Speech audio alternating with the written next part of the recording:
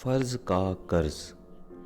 انہوں نے 1965 میں اپنی جان کا نذرانہ دے کر ملک و قوم کا وقار بلند کیا۔ بیٹا، اب میری ماں کا ارادہ تھا کہ میں بھی پڑھ لکھ کر اپنے بڑوں کی طرح فوج میں بھرتی ہو کر اپنے ملک و قوم کی خدمت کرتے ہوئے شہادت کا مرتبہ پاؤں۔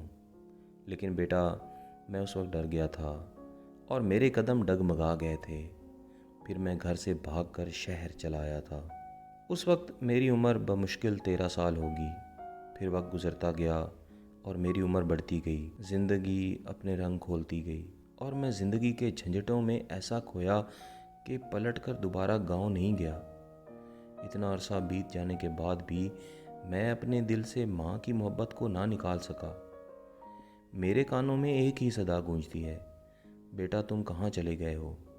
شام ہونے سے پہلے گھر واپس لوٹ آنا، ورنہ اندھیرے میں تم راستہ بھول جاؤ گے۔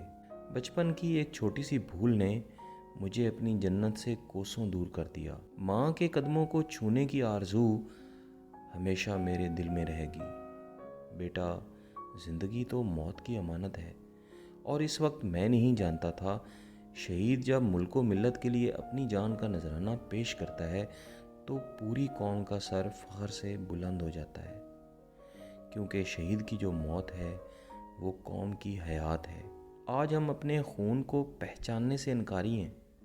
کاش کہ میں دنیا کو بتا سکتا کہ میری ماں پر لگایا گیا الزام بے بنیاد اور غلط ہے، اور میں ان شہیدوں کی اولاد میں سے ہوں جنہوں نے اس وطن کو حاصل کرنے کے لیے اپنا سب کچھ قربان کر دیا تھا۔ پہلے ابا، پھر بھیا، اور اب ماں نے بھی اس پاک مٹی کے لیے اپنی جان کا نذرانہ دے کر اسے زرخیز کیا ہے۔ باتوں کا سلسلہ ابھی جاری تھا۔ ابا کے آنسو تھمنے کا نام ہی نہیں لے رہے تھے۔ وہ تصویروں کو آنکھوں سے لگا کر بار بار چوم رہے تھے اور اپنے رب سے معافی بھی مانگ رہے تھے۔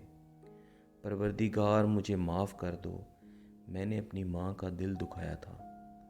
شاہ زیب نے ابا کے آنسو پونچھ کر انہیں تسلی دی اور کہا، اللہ تو بڑا غفور الرحیم ہے، وہ اپنے بندوں سے بہت پیار کرتا ہے۔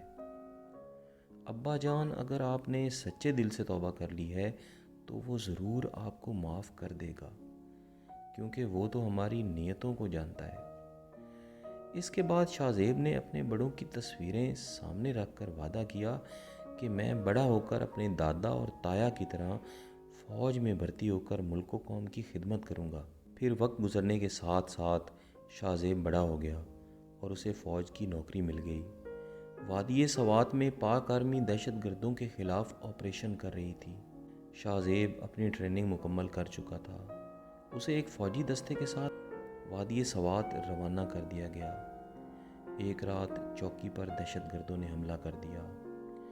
پاک آرمی کے جوانوں نے اس حملے کا بھرپور جواب دیا اور دشمن کے حملے کو پسپا کر کے رکھ دیا، جس سے دشمن کا کافی نقصان ہوا۔ پاک آرمی کے ان جوانوں میں سب سے آگے شاہ زیب تھا۔ حب الوطنی اور حصول شہادت کی خاطر وہ خوب جذبے سے لڑ رہا تھا۔ تمام دہشت گرد مر تو گئے، مگر ان کی فائرنگ کے نتیجے میں 2-3 سپاہی زخمی ہوئے اور ایک گولی شاہ زیب کی ٹانگ پر آ لگی، مگر وہ جواں مردی کے ساتھ دشمن کا مقابلہ کرتا رہا، جس کے نتیجے میں اس کی دونوں ٹانگیں ضائع ہو گئیں۔ علاج کے بعد فوج نے اسے ریٹائر کر دیا۔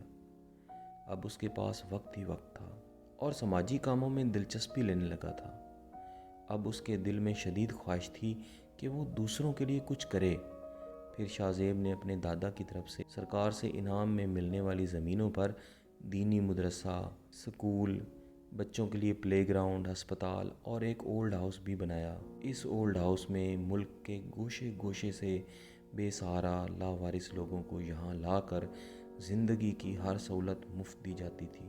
اس کام کے لیے شاہ زیب نے ہر شہر میں اپنے دفتر کھول رکھے تھے تاکہ ایسے لوگوں کو یہاں لایا جا سکے جن کا دنیا میں خدا کے سوا کوئی اور سہارا نہ تھا۔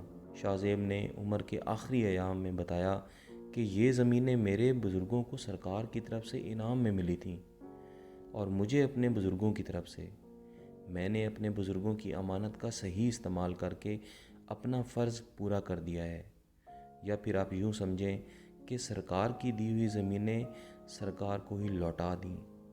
سچ ہے کہ جو لوگ سچے دل سے زندگی میں کچھ کرنے کا ارادہ کرتے ہیں، پھر وہی لوگ دنیا کے لیے ایک دن روشن مثال بن جاتے ہیں۔